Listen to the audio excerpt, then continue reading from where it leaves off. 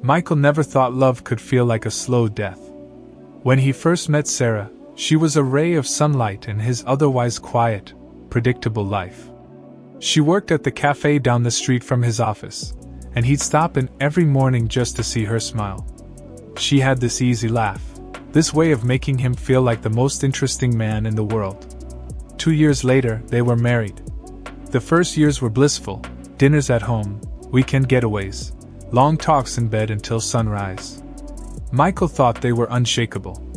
But somewhere along the line, that warmth began to fade. It started small.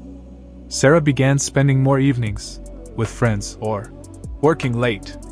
She'd return home smelling faintly of perfume that wasn't hers, wearing lipstick that had somehow smudged perfectly, not from dinner but from something far more intimate. When Michael asked, she'd laugh and roll her eyes. "You're paranoid," she'd say. "I'm not a teenager sneaking around. Stop acting like I am." He wanted to believe her. God, he needed to believe her. The thought of losing her felt like being dropped into an endless void. Months passed, and the signs multiplied. Sarah began guarding her phone like it was a secret vault. She'd take calls in the bathroom with the water running. There were sudden changes in her wardrobe: short dresses, high heels, lingerie he'd never seen her wear for him. One night, Michael stayed up late working in the living room. Sarah had gone to meet a friend hours earlier. At 1:47 a.m., he heard the door open. She walked in, hair messy, cheeks flushed, her laugh still lingering as if she just left someone who made her feel alive. When she saw him, she froze.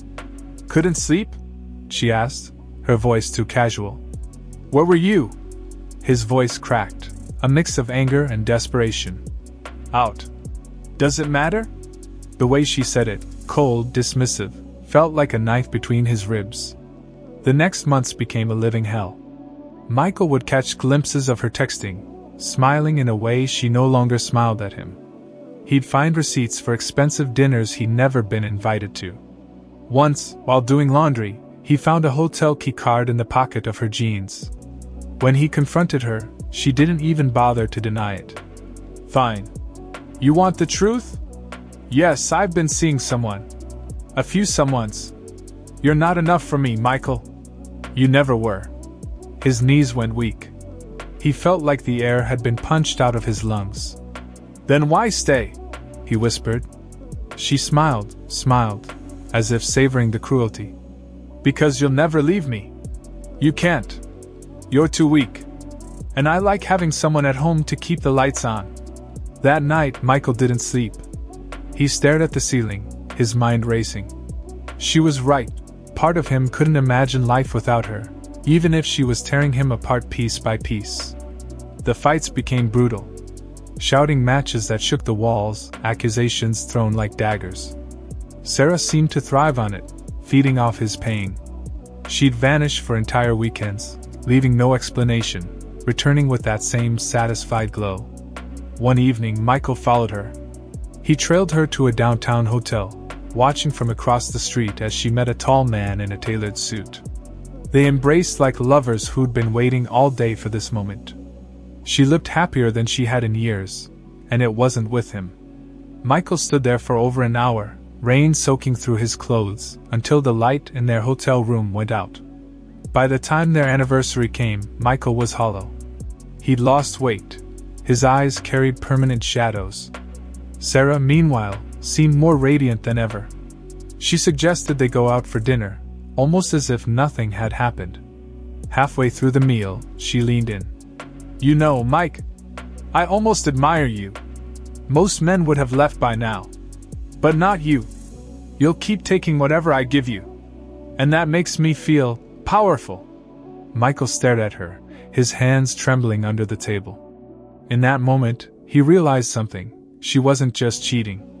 She was destroying him deliberately, keeping him trapped in a cycle where she was both the poison and the cure. The breaking point came one Friday night. Sarah didn't come home. Not at midnight, not at 2 in the morning. At dawn, Michael heard the front door creak open. She walked in barefoot, carrying her heels, lipstick smeared, neck dotted with fresh bruises. "Good morning," she said with a smirk, brushing past him. This is the last time, Michael said, his voice calm, almost too calm. She turned, tilting her head. No, Michael. It's never the last time. Not until I say so. And that was when he finally understood. She would never stop. She didn't want to. The only way to survive was to walk away. But even as he thought it, the weight of years, of memories, of love twisted into something unrecognizable, kept his feet rooted to the floor.